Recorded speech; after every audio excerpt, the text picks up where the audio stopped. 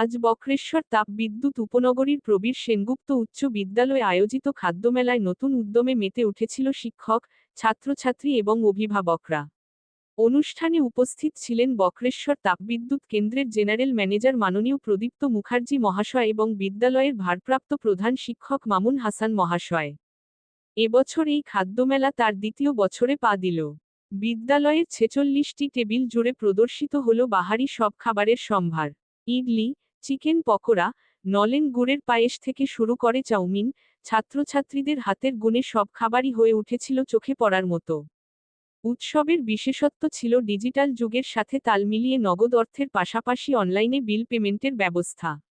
উল্লেখযোগ্য বিষয় হল, এই খাদ্যমেলার ক্রেতা বিক্রেতা প্রায় সকলেই ছিলেন বিদ্যালয়ের ছাত্রছাত্রী, অভিভাবক এবং শিক্ষকরা। বিদ্যালয়ের প্রধান শিক্ষক মামুন হাসান বলেন, এমন আয়োজন শিক্ষার্থীদের আত্মনির্ভরশীলতা এবং সৃজনশীলতা বাড়ায়। শিক্ষক, অভিভাবক এবং ছাত্রছাত্রীদের সম্মিলিত প্রচেষ্টায় এমন সফল আয়োজন সম্ভব হয়েছে। উৎসবকে কেন্দ্র করে সারাদিন ব্যাপী ছাত্রছাত্রীদের মধ্যে উৎসাহ উদ্দীপনা ছিল দেখার মতো। উপস্থিত অভিভাবকরাও এমন আয়োজনে প্রশংসা করে বলেন, শিক্ষার্থীদের এ ধরনের বাস্তবমুখী উদ্যোগ ভবিষ্যতে তাদের বড় কাজে আসবে। আসুন দেখে নিন সেই চিত্র খবর বীরভূমের পর্দায়। বীরভূম থেকে নিতাই চক্রবর্তীর রিপোর্ট।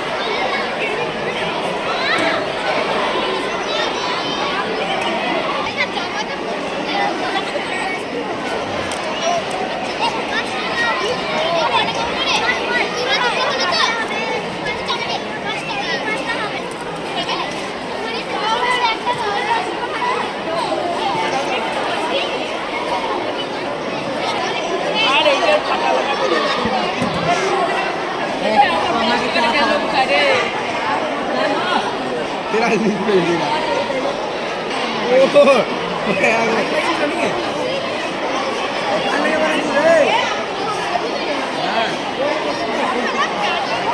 ভালো করে দিয়ে